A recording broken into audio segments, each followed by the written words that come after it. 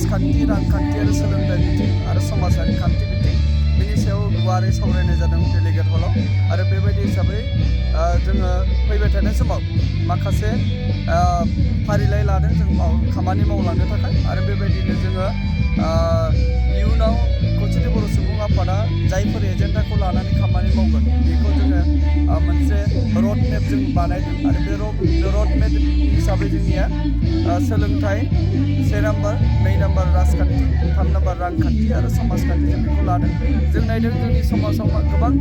जेंनाजों बुंफबनाय बे जेंनाखौ सुस्रांनो थाखायबा जों जेंनाखौ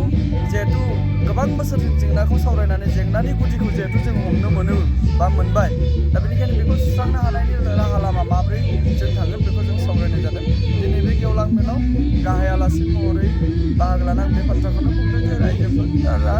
जोंनिया जेंनाखौ मिथिखानानै बे जेंनाखौ सुस्रांनायनि साफा बाहागो बा मोनसे पार्ट जोङो जानांगौ दा बेनिखायनो फैबाय थानाय समाव जोङो जेंना सुस्रांनायनि मोनसे बाहागो हिसाबै जों खामानि मावनो थाग थियारि जादों आरो बेखायनो नोंथांमोननि मिडियाजों बेखौनो फोसावनो सानबाय जे जोङो बड'लेण्डनि जोंनि दा जेंना बिटिसिनि जा राजखान्थि बे राजखान्थिजों जोंनि बायजोआव थानाय बर'फोरनि राजखान्थि बे एसेबो गोरोबहोनो हाया बा गोरोबनाय नङा मानोना बिटिसि ओनसोलाव थानाय बर'फोरनि जिअग्राफिकेल जा मेप आरो जोंनि जा जिअग्राफिकेल डेम'ग्राफि बे मोननैबो गोबां फाराग दङ जोंनि मोनसेबो ओनसोलफोराव बेबायदि कम्पेक्ट एरिया गैया दा जिहेतु कम्पेक्ट एरिया गैया जोङो कम्पेक्ट एरिया हिसाबै बानायनांगौब्ला गुबुन हारिफोरजों जों थाफानांगौ जायो दा बेबायदि हिसाबै जोंनि धेमाजि जिल्लानि सिङाव जोंहा गोबां माखासे मावनांगौ थाबाय दा बेखायनो जों बेखौ मावनो थाग थियारि खालामदों दा जों नायदों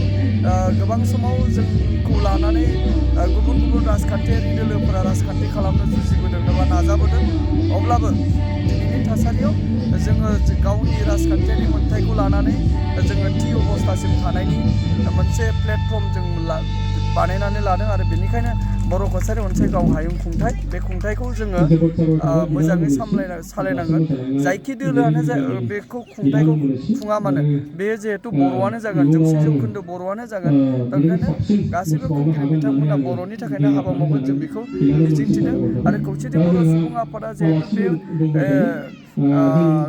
थामथि बर' गोरोबथानि मोनसे सागानगिरि आफाद दा बेनिखायनो जोंहा मोनसे बिबान दङ जे खौसेथि बर' सुबुं आफादा जोंनि काउन्सिलनि मावनाय हनाय बेखौ लानानै जोंनि काउन्सिला माबायदि थांखि लादों बे थांखिफोरखौ जोंहा नायनांगौ थाबाय जों नायदों थांनाय बोसोरनिफ्राय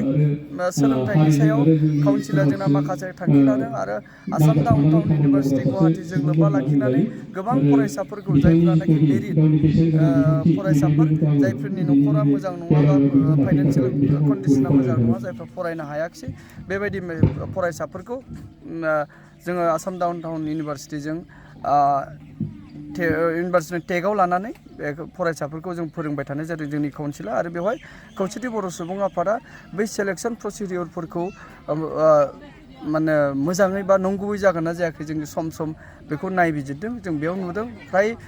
जोंनि मोननांगौ फरायसाफ्रानो बेयाव मोनदों आरो फारसेथिं बिटिसिनि आगुनि जा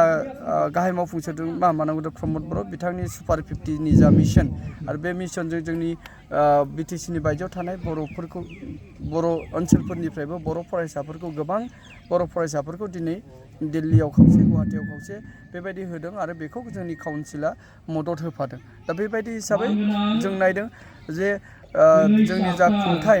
मोननाय बे खुंथाया जिहेतु अनलि फर बड'स जागोन बेनिखायनो जों बर'फोरनि थाखायल' बांसिनै सिन्था खालामनानै मावनांगोन खौसेथि बर' सुबुं आफादा बेखौनो थांखि लादों आरो बे थांखिफोरखौनो मावफुंनायाव मदद होगोन आरो दिनैनि जा नैबे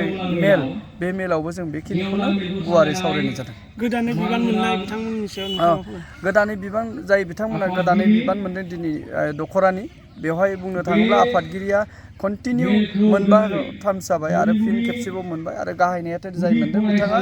जोंनि खौसेथि बर' सुबुं आफादनि गोलाव सम मावथि हिसाबै फैबाय थानाय धनन्जय बिथां आरो आसा खालामदों बिथाङा जिहेतु गोलाव सम जों थाफानानै मावखानाय आरो बेबायदि हिसाबै बेहा एक्सपिरियेन्स दं आरो मावनो हानायनि केपाबिलिटि दं आरो इयुनाव बिथाङाबो मोजाङै मावलांगोन आं बेखौ मिजिंथिदों आरो बेजों लोगोसे जिहेथु जों दा टीम स्पिरिट बानायदों आरो जोंनि धेमाजि जिल्ला खौसेथि बर' सुबुं आफादा मोनफ्रोम दख'राफोरखौ गामि खोन्दो आफाद दानो बिथोन होनाय जादों आरो बेबायदि गामि खोन्दो आफादनिफ्राय गोबां मोनसे टीम जोंनियाव दा फैदों आरो बेबायदि नायोब्ला जोंनियाव सिलावथार दख'रानि सिङाव फ्राय उन्दै बा फिसा आरो गेदेर गामि लानानै 40थासो गामि दं बे 40थासो गामियाव मोनफ्रोम गामिनिफ्राय 3 बा 4 फैयोब्लाबो जोंनाव 120 बा 30 बा एसे बारा जायो दा नैबे समाव दानि गोदानै बिबान मोननाय आरो थाखानाय बिबानगिरि मानगोनां आफादगिरि सनसिं ब्रह्म बिथां आरो धनन्जय बसुमतारी बिथांमोना बै टीमखौ लानानै मोजाङै हाबा मावनो हागोनखौ आं फोथायदों आरो इयुनाव बे लाइमोनफोरखौ लानानै जोंनि थासारिखौ नोजोर बोनानै सम आरो थासारिखौ नोजोर बोनानै जा मावनांगौ दं बेखौ मावनो हागोन आरो बेनि थाखायनो धेमाजि जिल्ला खौसेथि बर' सुबुं आफादनिफ्राय गासै गामि खोन्दो आफादनि गासै गोदानै बिबान मोननाय मानगोनां मावथि बिथांमोनखौ जों बरायदों आरो दख'रानि गोदानै बिबान मोननाय मानगोनां मावथि बिथांमोनखौबो बिबानगिरि बिथांमोनखौ जों बरायदों।